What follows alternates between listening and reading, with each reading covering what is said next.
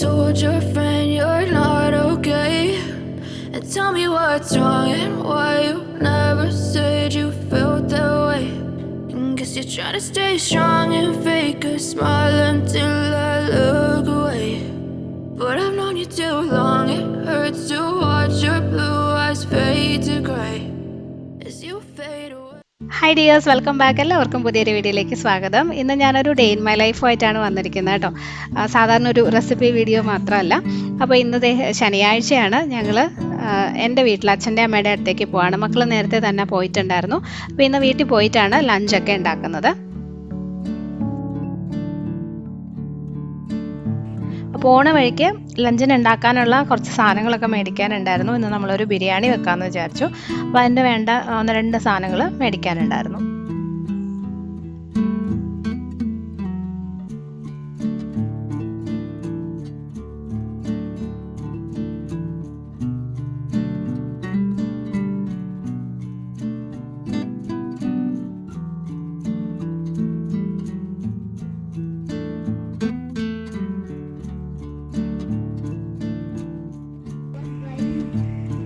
I was driving. അപ്പോൾ ഞങ്ങളിവിടെ വീട്ടിലെത്തി.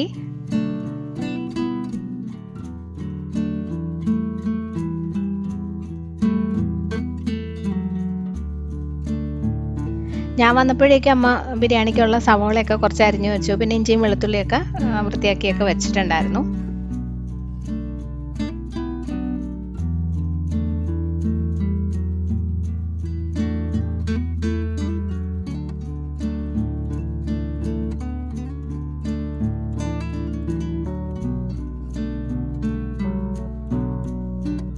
പിന്നെ ഒരു ഫ്രൈഡ് ചിക്കൻ ബിരിയാണിയാണ് ഉണ്ടാക്കാൻ പോകുന്നത്. അപ്പോൾ അതിനായിട്ട് ആദ്യം ബസ്മതി അരി കുറച്ച് നേരം ഒന്ന് വെള്ളത്തിലിട്ട് വെക്കണം. അപ്പോൾ ഒരു 4 ഗ്ലാസ് അരിയാണ് എടുത്തത്, 4 കപ്പ് അരി. ഇതിപ്പോൾ ഒരു 6-7 പേർക്ക് കഴിക്കാനുള്ള അത്രയും ഉണ്ടാവും കേട്ടോ. ഞാനിപ്പോൾ രാത്രിയിലത്തേക്കും കൂടെയുള്ള ഒരു കണക്കിനാണ് ഉണ്ടാക്കുന്നത്. അപ്പോൾ നന്നായിട്ട് കഴുകിയിട്ട് ഒരു 10-15 മിനിറ്റ് ഒന്ന് വെള്ളത്തിലിട്ട് വെച്ചാൽ മതി. പിന്നെ ഇത് വെള്ളം ഊറ്റിയെടുക്കുകയാണ് ചെയ്യുന്നത്. അപ്പം ഒത്തിരി സമയം വെക്കേണ്ട ആവശ്യമില്ല. അടുത്തതിന് നമുക്ക് ചിക്കൻ മസാല പുരട്ടിയിട്ട് ഒന്ന് ഫ്രൈ ചെയ്തെടുക്കണം. ഇതിപ്പോൾ ഏകദേശം ഒരു 1.5 കിലോ ചിക്കൻ ഉണ്ട് കേട്ടോ. അതിനകത്തോട്ടൊരു 3/4 ടീസ്പൂൺ മഞ്ഞൾപ്പൊടി ഇട്ട് കൊടുക്കാം. ഒരു 3 ടേബിൾ സ്പൂൺ മുളക് പൊടി. ഇപ്പോൾ കാശ്മീരി മുളക് പൊടിയാണ്, എരിവില്ലാത്തത്. എരിവുള്ളതാണെങ്കിൽ അതിനനുസരിച്ച് അഡ്ജസ്റ്റ് ചെയ്ത് ചേർത്താൽ മതി. ഒരു 3 ടേബിൾ സ്പൂൺ ഇട്ടിട്ടുണ്ട്. ആവശ്യത്തിനുള്ള ഉപ്പ്, കുറച്ച് നാരങ്ങ നീര്, ഒരു ചെറിയ നാരങ്ങയുടെ പകുതി എടുത്താൽ മതി. അതും കൂടെ ഒഴിച്ചിട്ട് നല്ലപോലെ ഒന്ന് മിക്സ് ചെയ്ത് വെക്കാം. ഇത് ഒരുപാട് സമയം മാരിനേറ്റ് ചെയ്ത് വെക്കുകയൊന്നും വേണ്ട. ജസ്റ്റ് മസാല പുരട്ടിയിട്ട് അപ്പം തന്നെ നമുക്ക് ഫ്രൈ ചെയ്തെടുക്കാൻ പറ്റും. ഒരു പാൻ വെച്ചിട്ട് അതിനകത്തേക്ക് നമുക്ക് ആവശ്യത്തിനുള്ള എണ്ണ ഒഴിക്കാം. ഫ്രൈ ചെയ്യാനായാലും ഒരുപാട് എണ്ണയുടെ ആവശ്യമില്ല കേട്ടോ. കാരണം ഇത് ഒത്തിരി സമയം കുക്ക് ചെയ്യുകയൊന്നും വേണ്ട. ജസ്റ്റ് 2 സൈഡും ഒന്ന് മൊരിഞ്ഞ് വരുന്ന അത്രയും സമയം മാത്രം ഫ്രൈ ചെയ്താൽ മതി. അപ്പോൾ കുറച്ച് എണ്ണയുടെ ആവശ്യമുള്ളൂ. ഇത്ര എണ്ണയിൽ തന്നെ നമ്മൾ എടുത്തിരിക്കുന്ന 1.5 കിലോ ചിക്കനും ഫ്രൈ ചെയ്ത് എടുക്കാൻ പറ്റും കേട്ടോ. ചിക്കൻ എല്ലാം ഇട്ടിട്ട് 2 സൈഡും ഒന്ന് മൊരിഞ്ഞ് വന്നാൽ മതി. അപ്പോൾ ജസ്റ്റ് ഒരു 1-2 മിനിറ്റ് കഴിയുമ്പോൾ തന്നെ നമുക്കിത് തിരിച്ചിട്ട് കൊടുക്കാൻ പറ്റും.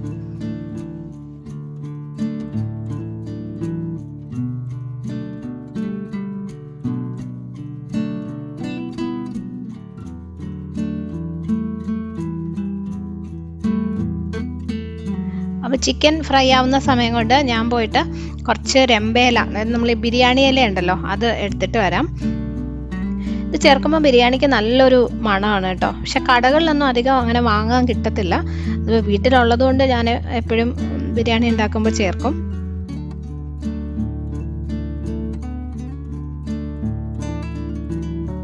അപ്പോൾ ചിക്കൻ്റെ ഇതുപോലെ ഒന്ന് മൊരിഞ്ഞ് വരുമ്പോഴേക്കും തിരിച്ചിട്ട് കൊടുക്കാം. തീ ഒരുപാട് കുറച്ച് വെക്കേണ്ട കേട്ടോ. ഒരു മീഡിയം ടു ഹൈ ഫ്ലെയിമിൽ വെച്ചാൽ മതി. അപ്പോൾ പെട്ടെന്ന് തന്നെ നമുക്ക് ഒന്ന് മൊരിഞ്ഞ് വരുമ്പം അങ്ങ് ഫ്രൈ ചെയ്ത് എടുക്കാൻ പറ്റും. ചിക്കൻ്റെ ഗ്രേവിയിൽ കിടന്ന് പിന്നെ ഇത് വെന്തോളും.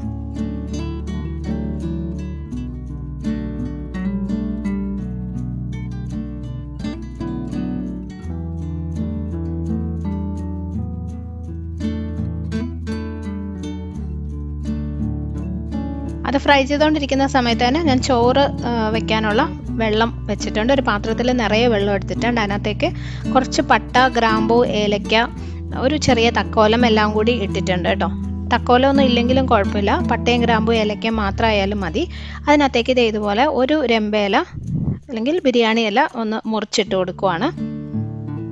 ഇതില്ലെങ്കിൽ ഒഴിവാക്കാവേ, ബാക്കി സാധനങ്ങളായാലും കുഴപ്പമൊന്നുമില്ല. അതിനകത്തോട്ടൊരു 5-6 പുതിനയിലയും കൂടി ഇട്ട് കൊടുത്തിട്ടുണ്ട്. ഒരു നാരങ്ങയുടെ പകുതി ചേർത്ത് കൊടുക്കാം.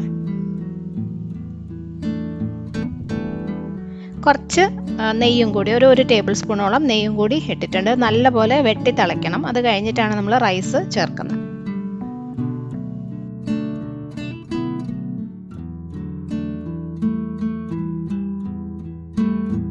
അപ്പോൾ ചിക്കൻ ഞാൻ ഫുള്ള് ഫ്രൈ ചെയ്തെടുത്തു.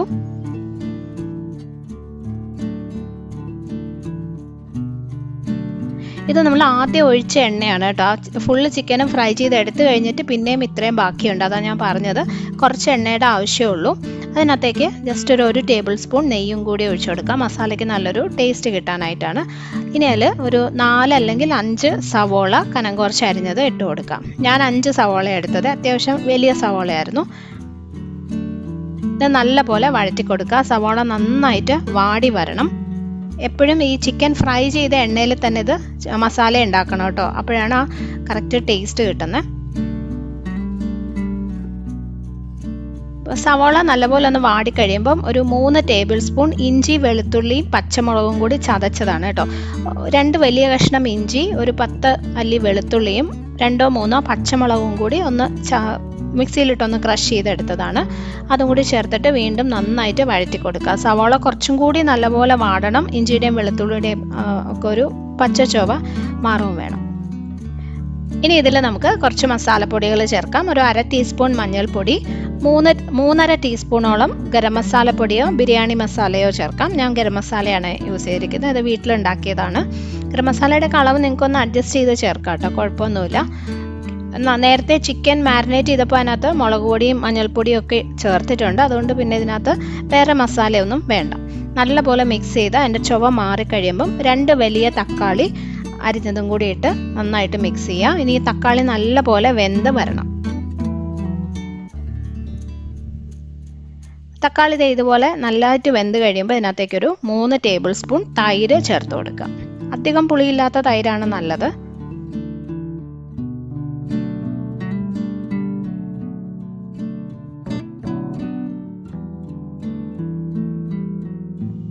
ഇനി ഈ മസാലയിലോട്ട് നമ്മൾ ഫ്രൈ ചെയ്ത് വെച്ചിരിക്കുന്ന ചിക്കൻ ഇടാം.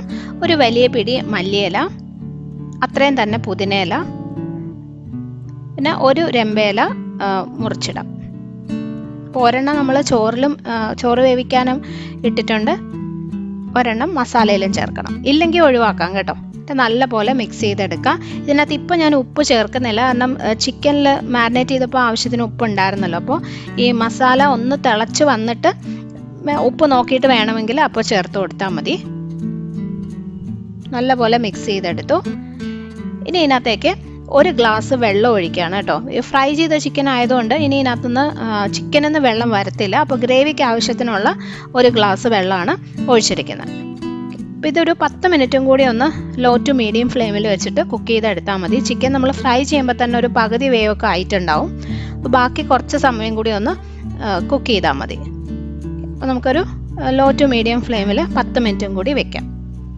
ഈ ഗ്ലാസ്സിൽ 1 ഗ്ലാസ് വെള്ളമാണ് കേട്ടോ ഞാൻ ഒഴിച്ചത്, ഒരുപാട് ഗ്രേവി വേണ്ട. അപ്പോഴേക്കും വെള്ളം നല്ല പോലെ തിളച്ച് വന്നു. അതിനകത്തോട്ട് നമ്മൾ കുതിർത്ത് വെച്ചിരുന്ന 4 ഗ്ലാസ് അരി ഇട്ടു. അരി ഇട്ടിട്ട് നല്ലപോലെ ആദ്യം ഒന്ന് ഇളക്കണം, അടിയിൽ പിടിക്കാതിരിക്കാനായിട്ടാണ്. അല്ലെങ്കിൽ നമ്മൾ നോൺ സ്റ്റിക്ക് പാനാണ് ഉപയോഗിക്കുന്നതെങ്കിൽ പോലും താഴെ കുറച്ചിങ്ങനെ ഒട്ടിപ്പിടിച്ചിരിക്കും. അപ്പോൾ ജസ്റ്റ് നല്ലപോലെ ഒന്ന് ഇളക്കി കൊടുക്കുക. എന്നിട്ട് ഇതിനകത്തേക്ക് ആവശ്യത്തിനുള്ള ഉപ്പും കൂടി ചേർത്ത് കൊടുക്കുക. വെള്ളം ഊറ്റിയെടുക്കുന്നതായതുകൊണ്ട് ഉപ്പ് കുറച്ച് കൂടുതൽ ചേർക്കണം, എന്നാലേ റൈസിൽ പാകത്തിന് പിടിച്ചിട്ടുണ്ടാവുള്ളൂ. നല്ലപോലെ മിക്സ് ചെയ്തിട്ട് ഇതിന് വെന്ത് വരട്ടെ.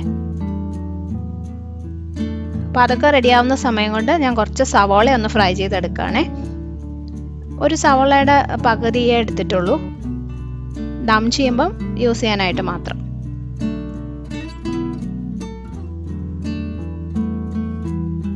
ഇവിടെ ചിക്കൻ മസാല ഇവിടെ ഏകദേശം റെഡി ആയിട്ടുണ്ട്, കണ്ടില്ലേ. ഇനി സ്റ്റൗ ഓഫ് ചെയ്യുന്നതിന് മുന്നേ ആയിട്ട് ഇതിനകത്തേക്ക് ജസ്റ്റ് ഒരു ടീസ്പൂൺ നെയ്യും 1 ടീസ്പൂൺ ഗരം മസാല പൊടിയും കൂടി ഇട്ട് കൊടുക്കുകയാണ്. നല്ലൊരു ഫ്ലേവറാണ് കേട്ടോ ലാസ്റ്റ് ഇത് ചേർക്കുമ്പോൾ.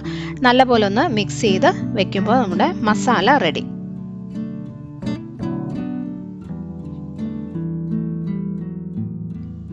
ചോറും വെന്തു. ഇതുപോലെ ആയിരിക്കണം കേട്ടോ, ഒരുപാട് അങ്ങ് കുഴഞ്ഞു പോകരുത്. റൈസ് ചോറിങ്ങനെ ഓരോന്നോരോന്നായിട്ട് തന്നെ കിടക്കുന്ന രീതിയിൽ ആയിരിക്കണം.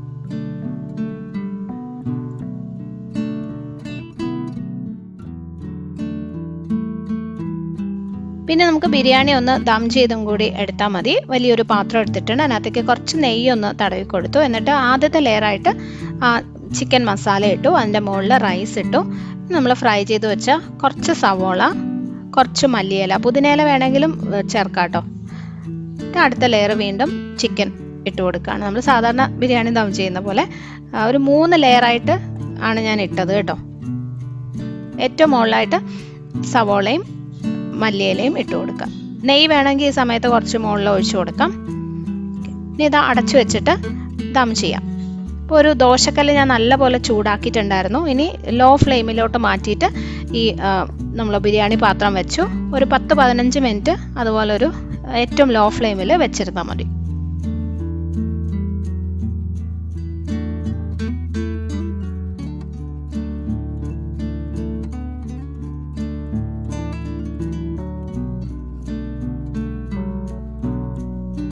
അപ്പോൾ നമ്മുടെ അടിപൊളി ഫ്രൈഡ് ചിക്കൻ ബിരിയാണി റെഡി. നല്ല ടേസ്റ്റ് ഉണ്ടായിരുന്നു കേട്ടോ. ചിക്കൻ ഫ്രൈ ചെയ്യുന്നു എന്ന് വിചാരിച്ച ഒരു എക്സ്ട്രാ പണിയൊന്നും അല്ല, പെട്ടെന്നാവും. ഞാൻ നേരത്തെ പറഞ്ഞില്ലേ, പെട്ടെന്ന് നമുക്ക് ഫ്രൈ ചെയ്തെടുക്കാൻ പറ്റും. അപ്പോൾ ലഞ്ചൊക്കെ കഴിച്ച് കഴിഞ്ഞ് കിച്ചൺ ക്ലീനിങ്ങും ഒക്കെ കഴിഞ്ഞു.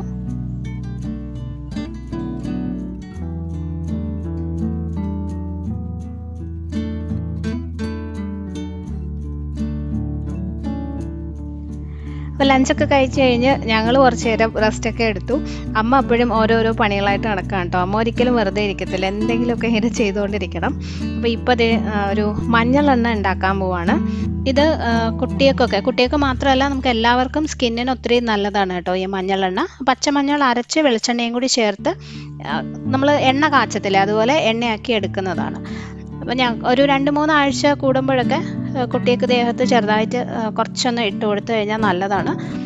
നമ്മുടെ ദേഹത്തൊക്കെ പ്രത്യേകിച്ച് കുട്ടികളുടെ മുഖത്തൊക്കെ ഇങ്ങനെ ചൂടുകുരു കാണത്തില്ലേ, കുഞ്ഞു കുഞ്ഞു കുരുക്കൾ പോലെ, അതൊക്കെ പോകാനായിട്ട് നല്ലതാണ്. ഇത് എൻ്റെ കുഞ്ഞുങ്ങളൊക്കെ, ഞാനൊക്കെ ചെറുതായിരിക്കുമ്പോൾ തൊട്ടേ തന്നെ അമ്മയൊക്കെ ഉണ്ടാക്കുന്നതാണ്. എൻ്റെ 2 മക്കൾക്കും ഇതുപോലെ മഞ്ഞളെണ്ണ യൂസ് ചെയ്തിട്ടുണ്ട്. അപ്പോൾ ഇപ്പോഴും ഇതുപോലെ 2-3 ആഴ്ച കൂടുമ്പം ഞങ്ങൾ ചെറുതായിട്ട് കുറച്ചൊക്കെ ഒന്ന് ഇട്ട് കൊടുക്കും. സ്കിന്നിന് എന്തെങ്കിലുമൊക്കെ കരുവാളിപ്പോ ഇതുപോലെ ചെറിയ കുരുക്കളൊക്കെ ഉണ്ടെങ്കിൽ അതങ്ങ് മാറിക്കിട്ടും. അപ്പോൾ ചെറിയൊരു അളവിൽ ഉണ്ടാക്കിയാൽ മതി. അപ്പോൾ കുറച്ച് നാൾ യൂസ് ചെയ്യാനുണ്ടാവും. അപ്പോൾ നല്ലപോലെ മണ്ണൊക്കെ കളഞ്ഞിട്ടൊന്ന് കഴുകിയെടുക്കുകയാണ്.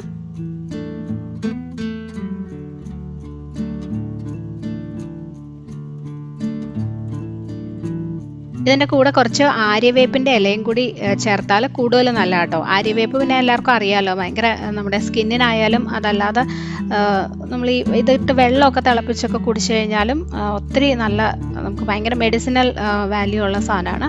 അപ്പോൾ ഇതിനകത്തുനിന്ന് ഒരു 4-5 തണ്ട് എണ്ണയ്ക്ക് ആവശ്യമുള്ളൂ. ബാക്കി ഞാൻ വെള്ളം ഇട്ട് കുടിക്കാൻ വേണ്ടിയിട്ട് കൂടുതൽ എടുത്തുന്നേ ഉള്ളൂ കേട്ടോ.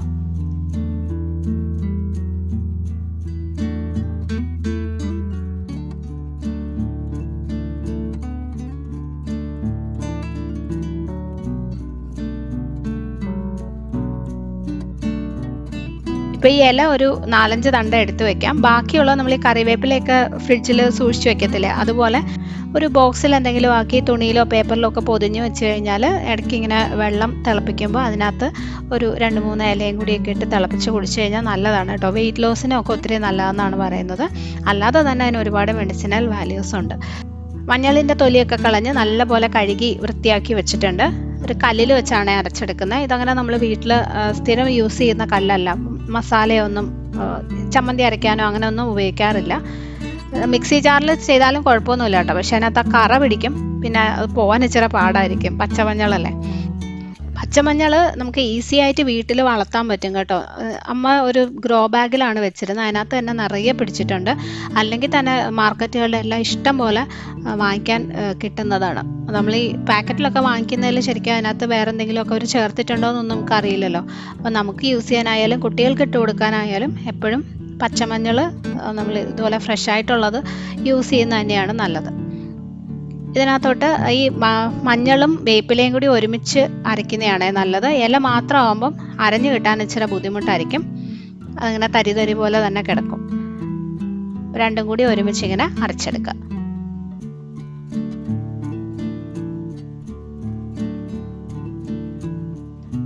എല്ലാം നമ്മൾ ഒരുമിച്ച് തന്നെ ഉണ്ടാക്കണമെന്നൊന്നുമില്ല. മഞ്ഞളും ബാക്കി വരുന്നത് എടുത്ത് ഫ്രിഡ്ജിൽ വെച്ച് കഴിഞ്ഞാൽ കുറേ നാൾ കേടാകാതിരിക്കും. ഫ്രീസ് ചെയ്ത് വേണമെങ്കിലും വെക്കാം. ആവശ്യമുള്ളപ്പോൾ ഇതുപോലെ എടുത്തിട്ട് ഉണ്ടാക്കിയാൽ മതി. അപ്പോൾ അമ്മ കുറച്ച് അരച്ചെടുത്തിട്ടുണ്ട്. അതൊരു പാത്രത്തിലോട്ട്, ഒരു ചീനച്ചട്ടിയിലോട്ട് മാറ്റാണ്. ഇത് വെള്ളം ഇരുന്നെന്ന് വിചാരിച്ച് കുഴപ്പമൊന്നുമില്ല കേട്ടോ. ആ വെള്ളം ഫുള്ള് വറ്റി വന്നതിന് ശേഷമാണ് നമ്മൾ എണ്ണയൊക്കെ ചേർത്ത് കൊടുക്കുന്നത്. അപ്പോൾ അതുകൊണ്ട് വെള്ളം ഉണ്ടെങ്കിലും കുഴപ്പമൊന്നുമില്ല.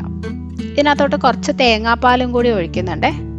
ഒരു 1-1.25 കപ്പോളം നല്ല കുറുകിയ ഫ്രഷ് തേങ്ങാപ്പാലാണ്, അതും കൂടി ചേർത്തു. ചിലർ വെളിച്ചെണ്ണ യൂസ് ചെയ്യാതെ ഫുൾ തേങ്ങാപ്പാലിലും ഇതുണ്ടാക്കും. അത് നമ്മൾ ഉരുക്ക് വെളിച്ചെണ്ണ ഉണ്ടാക്കത്തില്ല, അതേ രീതിയിൽ. എൻ്റെ മക്കളൊക്കെ തീരെ കുഞ്ഞായിരുന്നപ്പം അമ്മ അങ്ങനെയായിരുന്നു ഈ മഞ്ഞളെണ്ണ ഉണ്ടാക്കുന്നത്. വെളിച്ചെണ്ണ ഉപയോഗിക്കാതെ തേങ്ങാപ്പാൽ മാത്രം ഒഴിച്ച് അത് വറ്റിച്ച് എണ്ണയാക്കി എടുക്കും. അത് കുറച്ചുകൂടി നല്ലതാണ്. അപ്പോൾ ഇനി ഈ ഒരു കൂട്ട് നല്ല പോലെ തിളച്ച് വരണം. ഒരു 10-15 മിനിറ്റ് ലോ ഫ്ലെയിമിലിട്ടിട്ട് നന്നായിട്ട് തിളപ്പിക്കുക. അത് കഴിഞ്ഞിട്ടാണ് ഇതിനകത്തേക്ക് നമ്മൾ വെളിച്ചെണ്ണ ഒഴിച്ചു കൊടുക്കേണ്ടത്. ഇത് എപ്പോഴും ഇളക്കി കൊടുക്കണമെന്നില്ല, ഇടയ്ക്കിടയ്ക്ക് ഒന്ന് ഇളക്കിയാൽ മതി. അടിയിൽ പിടിക്കുന്നുണ്ടോ എന്ന് നോക്കിയാൽ മതി. അപ്പോൾ ഒരു 10-15 മിനിറ്റ് കഴിയുമ്പോൾ ഇത് ഈ ഒരു പരുവത്തിൽ ആയിട്ടുണ്ടാകും. അതിൻ്റെ കളർ ചെറുതായിട്ടൊന്ന് മാറിയിട്ടില്ലേ, കുറച്ചും കൂടി ഒരു ഡാർക്ക് കളറായി. ആ സമയത്ത് ഇതിനകത്തേക്ക് ഒരു 150 ഗ്രാമോളം നല്ല വെളിച്ചെണ്ണ ഒഴിച്ചു കൊടുത്തിട്ടുണ്ട്. ഇതും കുറച്ചൊന്ന് വറ്റി വന്നിട്ടായിരിക്കും കേട്ടോ നമുക്ക് എണ്ണ കിട്ടുന്നത്. അപ്പോൾ ഞാൻ പറഞ്ഞല്ലോ ചെറിയൊരു അളവിലാണ് ഉണ്ടാക്കുന്നത്, അപ്പോൾ അതിൻ്റെ ആവശ്യമുള്ളൂ, അതുകൊണ്ടാണ്. ഓക്കെ, അപ്പോൾ ഇനി എണ്ണയും നല്ലപോലെ തിളച്ച് ഈ നമ്മൾ ചേർത്തിരിക്കുന്ന അരച്ച് ചേർത്ത കൂട്ടുണ്ടല്ലോ, അത് നല്ലപോലെ ഒന്ന് മൊരിഞ്ഞ് വരണം. അതായത് ഒരു മണൽ പരുവം എന്നാണ് പറയുന്നത്. ആ ഒരു രീതിയിൽ നന്നായിട്ട് ഇങ്ങനെ ഒന്ന് മുരിഞ്ഞ് വരുന്നതാണ് അതിൻ്റെ പാകം. ലോ ഫ്ലെയിമിൽ വെക്കുക, തീ കൂട്ടി വെക്കണ്ട, പെട്ടെന്ന് വറ്റിച്ചെടുക്കരുത്. ചെറിയ തീയിൽ ഇട്ടിട്ട് ഇടയ്ക്കിടയ്ക്ക് അടിയിൽ പിടിക്കാതെ ഇളക്കി കൊടുത്ത് റെഡിയാക്കി എടുത്താൽ മതി. എന്നാലേ എണ്ണയിലോട്ട് നല്ലപോലെ അതിൻ്റെ ആ ഒരു അതൊക്കെ പിടിക്കുള്ളൂ.